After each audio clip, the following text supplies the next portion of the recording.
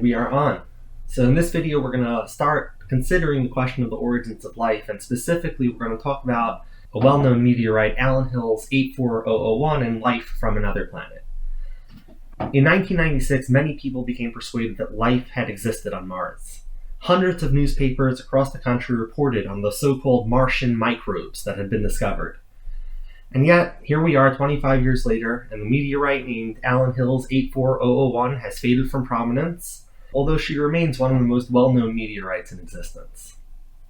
While the throngs were thronging, that is to say, while some amongst the masses of people were clamoring around the idea that life had actually arisen on Mars, President Bill Clinton came out and gave a speech in which he was slightly more reserved. He said, "Today, Rock 84001 speaks to us across all those billions of years and millions of miles.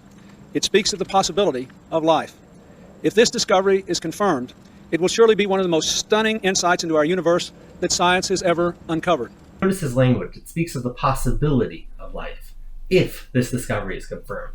So we don't know for sure that there's life, he's saying, and correspondingly, this discovery has not been confirmed. So what's all this hullabaloo about? Was there life on Mars? Could life on Earth have come from Mars? As I begin to consider the origins of life on Earth, I can't turn my mind away from the heavens. Things fall from the sky all the time. What if life did? Until we know that life didn't come from the sky, the possibility remains that whatever successful Frankenstein experiments that we may conduct on Earth in the future, our origins might still remain something of a mystery, because maybe the initial conditions of Earth that are modeled in these Frankenstein experiments aren't actually mimicking the environment in which we actually came to be, wherever that was. Most scientists, when asking this question, presuppose that we're talking about another place with water, and the question really is, could life have arisen on another planet that had water and the relevant chemical abundances and come here? And forget about another planet, maybe it came from one of the water-rich moons around Jupiter. It's possible, and it's very difficult to rule out.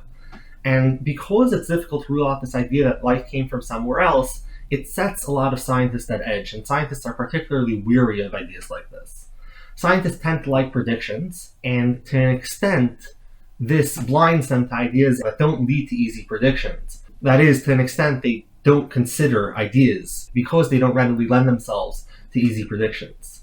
But nonetheless, when considering this broader conversation of the origins of life, as we're starting it now, we have to consider the possibility of life elsewhere. To that end, we're going to turn to Allan Hills 84001, which, with all the controversy around it, has yet to be entirely laid aside as possible evidence of life on Mars. Allan Hills 84001 is a meteorite from Mars. Radiometric dating of the meteorite indicates an age of about 4 billion years old.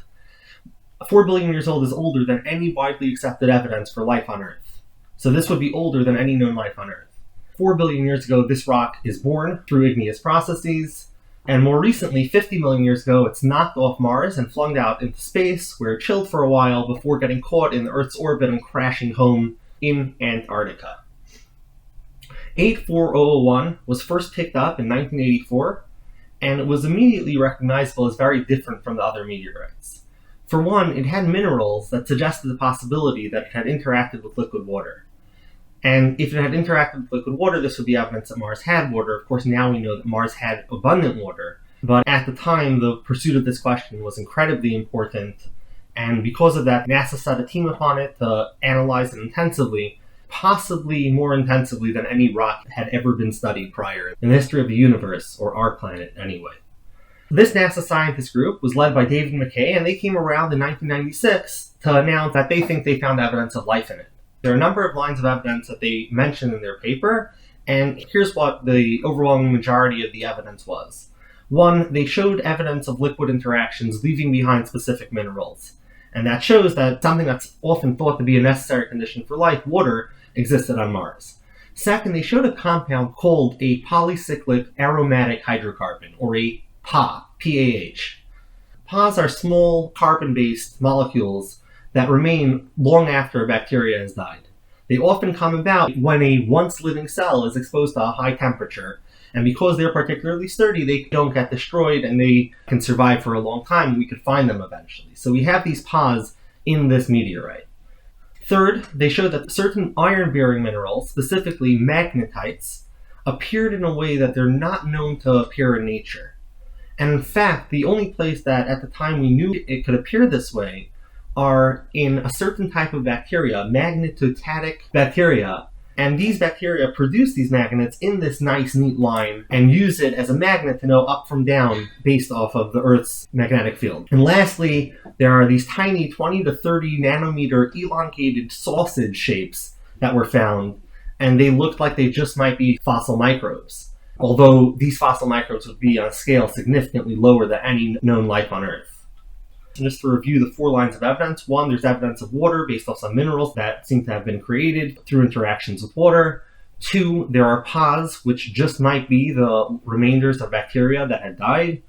3, there are magnetites that are appearing in a way that they don't appear unless they're in actual bacteria which are producing them. And lastly, it seems like we have little tiny sausage-shaped fossils of actual microbes. So the authors laid out all of this, and they then closed with clarifying the thrust of their argument. And their argument is something like, none of these observations are sufficient to prove it, but look at the fact that we're finding all of this in one rock.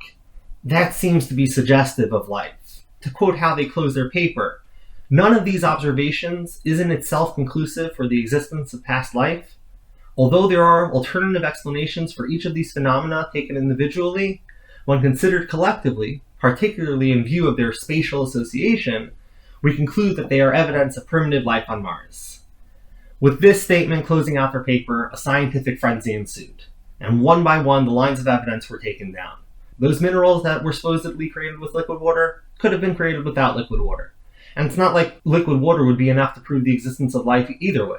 These polycyclic aromatic hydrocarbons, PAHs, exist all over the place. And yes, that includes even the pristine Antarctic snow where the Martian meteorite had sat for 13,000 years. So maybe these PAHs are just from Earth. And again, just like the liquid water, even if these PAHs were from Mars, it wouldn't show anything in of itself either, because PAHs are found in interstellar dust, and therefore they're going to come on asteroids and comets that fall to Mars and other planets. But now let's take a look at the 2 other more suggestive pieces of evidence. How could these magnetite crystals have come to be?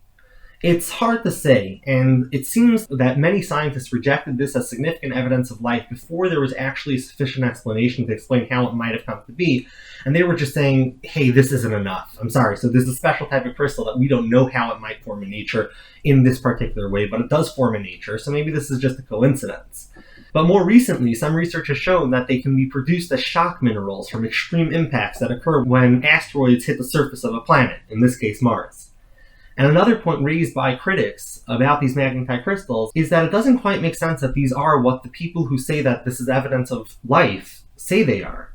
Because Mars has a much smaller metal core than Earth, so magnetic orienting, which some bacteria use on Earth with these magnetites, it's actually unclear that this would have been possible on Mars given its small core. And finally, for the supposed fossil microbes themselves, many argue that they're pseudofossils, created by natural means. Take a look at this fern. Nope, it's a crystal dendrite. It just looks like a fossil fern. And here, take a look at some other great pictures of pseudofossils.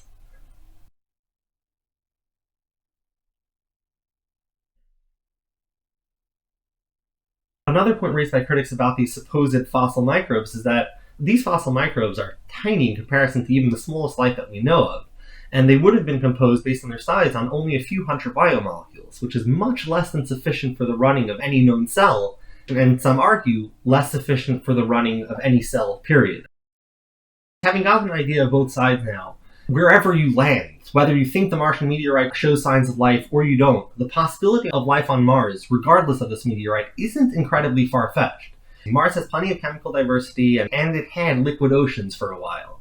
And so it seems to at least have as much capacity as Earth has to produce life, or at least very close to the amount that Earth has, because Mars doesn't in fact have as much long-term heat capacity as Earth, because it's smaller, and therefore it cooled faster, but it cooling faster also means that it got oceans sooner, so that means that fetal life might have gotten going earlier. So it could go both ways over here. Once it leaves Mars, most life wouldn't survive in space. A human wouldn't survive more than a couple of seconds in the vacuum, but perhaps smaller life actually could have. We know that groups of bacteria can last for up to 45 years in space, and it's possible that we've seen individual bacteria survive for years in space as well. This is controversial, but again, really unresolved. in 1967, NASA sent a probe called Surveyor 3 to the moon. This was prior to actually sending actual humans to the moon. So when the humans came, they removed the camera from Surveyor 3 and they brought it back to Earth. And here on Earth, when they analyzed it, they found some Streptococcus mitis. Where did this bacteria come from? Scientists at the time, and some now, argue that it came from Earth before it was sent, because it had proper procedures, in the views of these scientists, of preventing contamination on the way back, and it couldn't have come from the moon, so it must have come from Earth. So that means it got on the camera on Earth, it then went up to the moon and sat in a near vacuum with no nutrients or water and exposed to ultraviolet radiation for 2.5 years, and it then came back, and lo and behold, this Streptococcus mitis was alive. It was able to grow, it was able to replicate, so this would suggest that some basic forms of life could survive in the seemingly inhospitable home of space and still survive. Now, some scientists since have argued that the bacteria, the Streptococcus mitis that were found on the cameras, were from when the camera came back and that the contamination procedures were insufficient. However, countervailing evidence to the idea that these bacteria hadn't sat there for 2.5 years is that, one, only Streptococcus mitis were found, and two, the bacteria took time to start growing. And if bacteria were a contamination from here on the way back, then they arguably should have been more varied, and they should have grown faster. So they should have immediately started growing instead of acting like starved and dormant bacteria. So that would demonstrate that bacteria might be able to survive. And we also have experiments that show that some bacteria can survive the kinds of extreme impacts they would experience crashing onto Earth. So the possibility of life arriving from space doesn't seem impossible. Now let's bring this whole conversation back to the historical question as appropriate for the School of Big History. If life arose elsewhere and then came here, the question of how life arose is at least somewhat different than if it arose here.